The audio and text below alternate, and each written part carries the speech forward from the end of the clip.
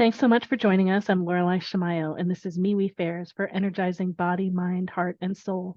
We have events throughout the Northwest and many online, and we interview our practitioners and vendors so you get a chance to know who we are before you meet us at an event. I'm excited to be here today with Wanda Buckner. Wanda, it's lovely to be with you. Oh, hi, Lorelei. Great to be here. So tell us, what is it that you do? What do you offer at our events? The event that's coming up, I am going to be offering chakra checks.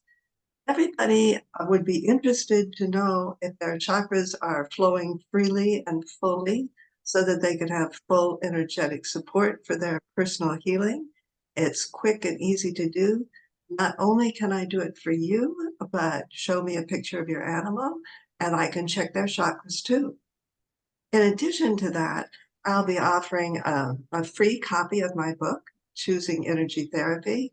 This is a great way to learn more about energy healing and options for people and animals. It talks about a layman's view of the science and then actual experiences that people and animals have had with the healing and how to choose it. And I'm also excited this year to be talking about the stories we tell ourselves, understanding pet behavior. Oftentimes we have an idea in our mind of why our animal is behaving the way they are. And that sets us on a whole course of intervention that may not be the right intervention because we have the wrong path. One of my friends brought me her dog, who she said was terrified of other dogs. She said the first time she took her puppy to a puppy class, the dog let out this terrible howl of pain and distress, and she immediately removed the dog and began working with the trainer individually, trying to get the dog not to be so fearful when he saw another dog. About a year after she started this, she brought the dog to me, and I heard the dog just greeting me, and I'm like, it's not anxiety, that's excitement. And it didn't take a bunch of energy healing or a number of sessions. I said, let me go get my dog. I went over to my house where I have a 15-pound and a 50-pound dog. So first I tried the small one because we didn't want to startle her dog. Her dog loved my dog, so much so that I had to move my dog and get the 50-pound dog. And they loved each other. So just that interpretation, the stories we tell ourselves that this dog is terrified, had changed the whole sequence of events when actually the dog loved other dogs. So I'll be talking about that every day of the fair and hearing other people's interpretation and questions about what their animals are doing. And of Oh, course, I'll offer fee-based psychic readings and animal readings. I'm always glad to do that. how did you get started doing energy work, working with chakras, working with animals, and all those things? Well, my journey was maybe a little different than other people's. I wasn't immediately born with this or knowing I was doing it. I wasn't in a psychic family. Instead, I'd already had a 30-year career in education and was an independent consultant for grant writing when I had a watershed experience. I met a woman at her family reunion. It was the first time I had met her. And the reason for the reunion was she had decided to quit dialysis. And she had a big party with all of her family, and I was invited to go. We really hit it off. And the next morning, her family called to let us know that they had called hospice and that she was having a terrible time and they asked us to come over. I went over and my new friend was lying in front of the refrigerator on a rug, very angry, spewing out this awful, awful accusations against her family. And, and everyone was just taken aback and not knowing what to do. I asked, did they have a minister they could call? Did they have a doctor they could call? And they said, no, they had called hospice. Hospice nurse came in. She looked at the situation and she said, this woman has had a psychotic break. You need to call 911. Hospice cannot come in under these circumstances. And she left. And so there we all were. The family refused to call 911 because she had had a terrible experience in the hospital last time, and they had had difficulty getting her out. And so for the first time in my life, I knelt down beside her and I said, I have healing hands. May I touch you? And she said, no, not while I'm so angry. And so I'm like, ah.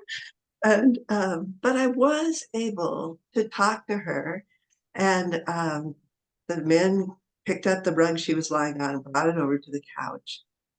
And I put my little therapy dog in her arms, and I told her about this wonderful, peaceful beach, which I didn't know it then, but that was a precursor to my learning hypnotherapy and doing hypnotherapy in my practice. I talked her back into her bedroom, and I was absolutely compelled to run my hands above her body, about 6 inches above, from above her head to below her feet, and she calmed and slept. And so that evening she called me, I came over, closed the door. We did the same process. And for the next 5 days, her family would call me morning and night because she slept better if I came. Hospice was still not there. And then on the fifth day, hospice had come in. There were no medications yet, and the bath nurse had shown up, and they decided to give her a bath. No one knew that if you're on dialysis and quit, your body and skin is very tender to the touch. They called me, and when I got there, she was bleeding from the mouth where she had bitten her cheek. She was like this, and and again, there was no medication. And so I began running my fingers above her body. She calmed, she settled, she slept. She had been lucid every single day, but I knew that death was imminent. And so I called her family in. They had never seen me do this. I had never done it before. I didn't know what it was. And she died peacefully about an hour and a half later. I bought a book for a friend about how to decide what cancer treatment to have because he had been diagnosed with 3 months to live. And while I was reading it, there was a chapter on alternative healing and a paragraph about therapeutic touch. It described exactly what had happened. And it said that some people could do it without training. Then that week, I was in the hospital because I volunteered there with my therapy dog for a TB test. I had taken that book to read it while I waited. And right beside me on the credenza was a Healing Touch brochure for a Healing Touch training class in that hospital that weekend. I called the mentor there and arranged to go to the class. I was the one with my hand always up saying, is there any research to support this? Because I come from a research background and I just could not believe it. But I continued to take the classes. I never planned to practice. I had my own business already. But I reached the level where you had to do a 100 5-minute session. That's a lot. That's a lot. But I had a little math problem. So instead of doing 20 people 5 times each, I did lots of people, lots and lots. But I wanted to know, what effect did this have on people? My doctorate's in education. What was I doing asking people about their personal health? And so I did a survey, and anyone who had seen me, the sessions were free, but anyone who was going to see me 3 or more times, I asked them to fill out a questionnaire, a survey. Did I talk too much? Did my dog bother them? Well, some people. And the big question was, to what extent was the issue that you came for resolved? A third of them said it was 75 to 100% resolved. All the rest of them, except for one person, said it was 50 to 100% resolved. I was blown away. But what made the most difference to me is that all of them said they had received benefits beyond what they had come for, and they would all like to continue it. And so I stopped my grant writing business and began doing this work. Wow, big stories. It changed my life. That was in 2007 when I opened my business, and it expanded to include animals as people asked me to do that. It expanded to include hypnotherapy so that people could actually talk with those parts of themselves that were interfering with them having the results that they wanted in their lives. It's been terrific. Wow. Yeah, lovely, the awakening in you of Yes, all that you could offer. Mm. Well, if people want to connect with you in addition to meeting with you at the fair, how do they reach you on the web? How do they find you? you can find me through wandabuckner.com or choose energy therapy. I'm easy to find.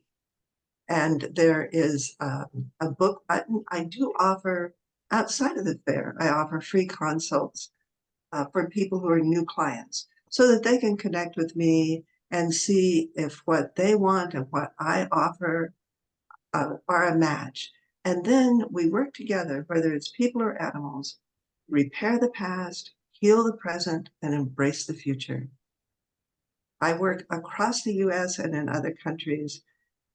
People, I love to meet them at my office. It's not always possible. Birds don't want to come. Cats don't want to.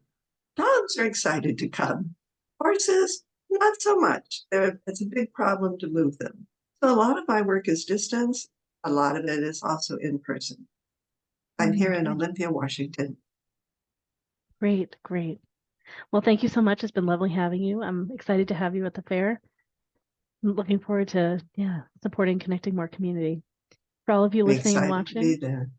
connect with Wanda and you can find out about all of our events at mewefairs.com. Thank you so much, Wanda. You bet.